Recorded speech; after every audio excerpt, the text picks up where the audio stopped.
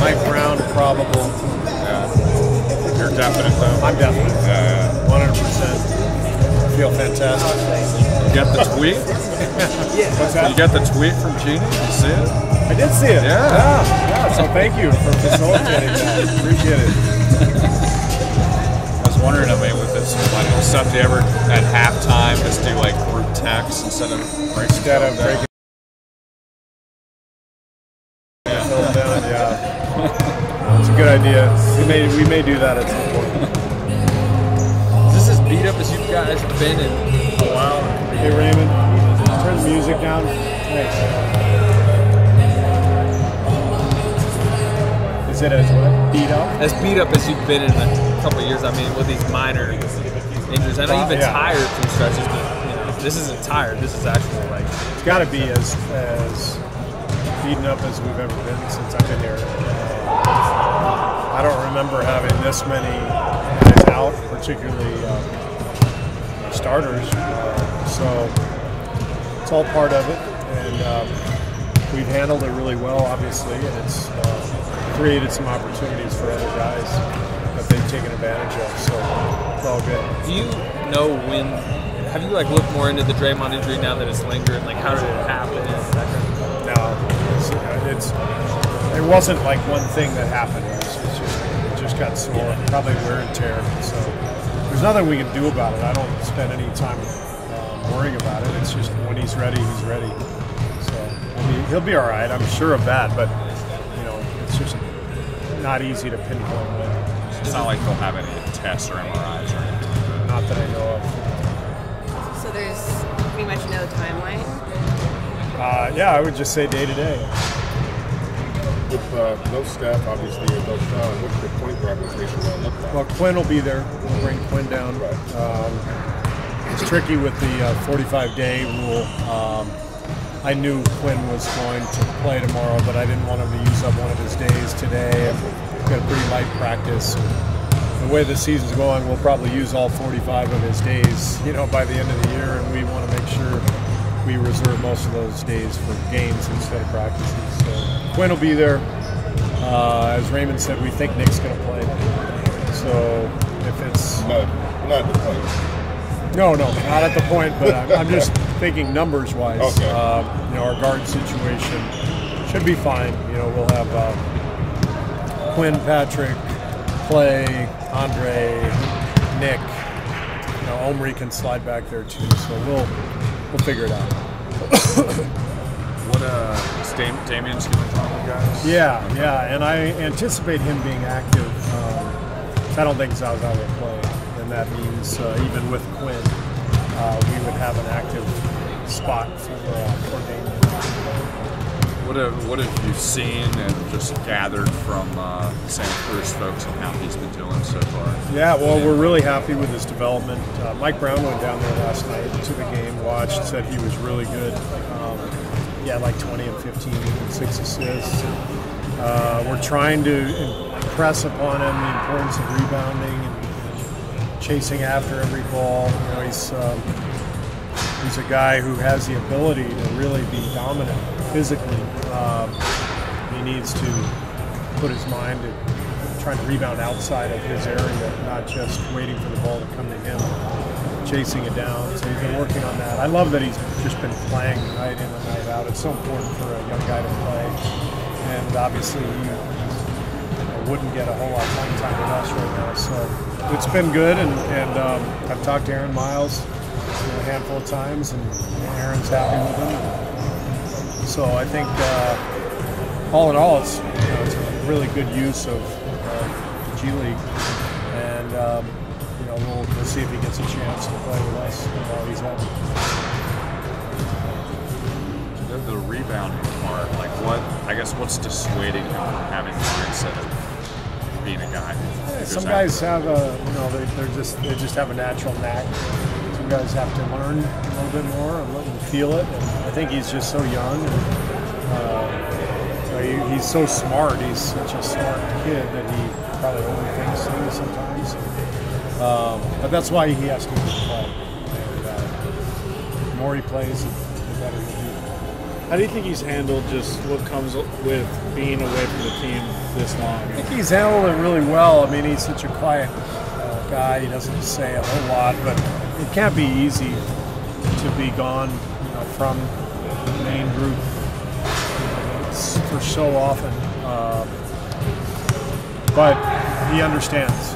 We talked to him about it. The most important thing is for him to play and gain experience. And I told him, I gave him an analogy that's completely unfair and totally baseless, but I told him that Aaron Rodgers sat behind Brett Favre for years, and it's the truth. And I don't expect him to become Aaron Rodgers, but you have to learn. Everybody has to learn. Even the best athletes in the world sometimes have to sit and learn. And so it's way better to play and learn than to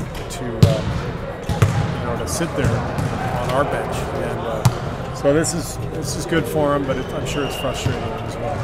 How much has the need to have maintenance for Draymond and his body and the Knicks and Knacks changed from when you first got here and he was 24, 25 to now? Say it again, how much? Just the need to have maintenance for Draymond and off days and rest days compared to you got here, he was probably 24, 25. Yeah. And we were in the first year of this run, and this is year 4. I'll never forget the end of the 73-win season. We were in Memphis with 3 games left, and I wanted to keep his minutes down. And he was like, he came in at halftime. He's like, "Coach, I want to play. And obviously we were doing something pretty special, and everybody was motivated and wanting to follow through on what we were looking at. This is a totally different deal now. Year 4 of this run, and everybody's dealing with bumps and bruises. And with Draymond, it's probably a cumulative effect. He already plays night after night after night. He's been doing it for a long time. So, as I said, I think this isn't the worst thing for Steph and Draymond to get some time off in the middle of the season. How much does it being December have to do with him being kept off the court right now? Like, just for the playoffs, would it be a different story? It has nothing to do with December. I mean, the playoffs are a different deal, right? Yeah. So with every injury, in the playoffs, you generally play if you can, as long as there's not going to be any long-term damage. But this is an injury that would make no sense for him to play through now, whether it's September, October, November, December, whatever, because you just don't want to risk anything. But the playoffs, generally, as long as you're not hurting the guy's career, you've got the summer to recover, and so you tend to take more risks. But right now, there's no point in taking risks. There was some regret after Kevin was out with the ankle, and then you guys played him in Oklahoma City, and then he was out in the games. Draymond was out with the shoulder, and you played him in Detroit, and now he's been out again. Is there any similar type of, maybe similar? Even Zaza, Zaza thought he was fine. He came back in that Charlotte game and got hurt early on. So, I always just trust the training staff and the players. The players are harder to trust than the training staff. And so Chelsea and I have talked a lot about really making sure that players are being honest with us and that we are making the decision for them if there's any question. And so that's how we're trying to approach it.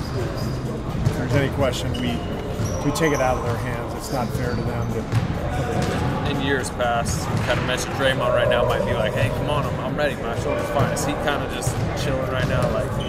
And Draymond's not happy, I can tell you that.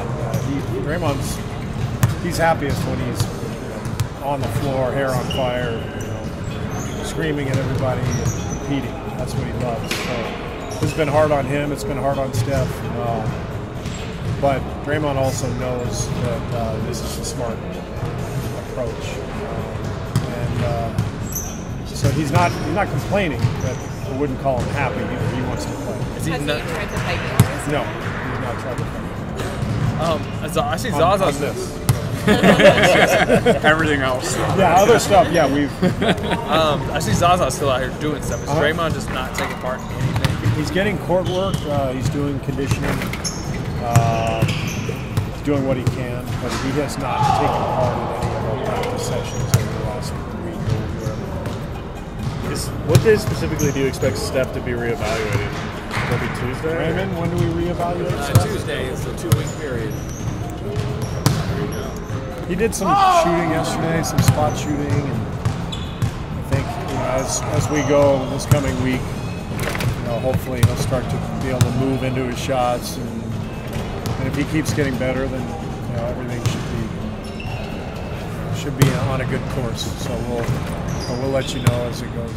With Nick, did he do anything more today than he did yesterday? Or was it just kind of like the progression? Well, yesterday was a scrimmage. Those guys, they played after practice. I don't think they're doing that today, but he's down shooting now. He should be fine. I mean, I think he's cleared every hurdle.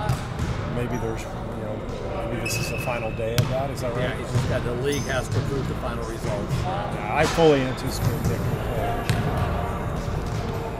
Do you have any memories of Kobe from the Chicago standpoint, and Michael, the whole dynamic of Kobe and Michael? Good question. Did they play each other when Michael was in Chicago? Yep. Did? So I obviously have no memory. That would have been like a Rookie in '96. 97. So 2 years against Michael in the Lakers Chicago. I actually don't. I don't remember.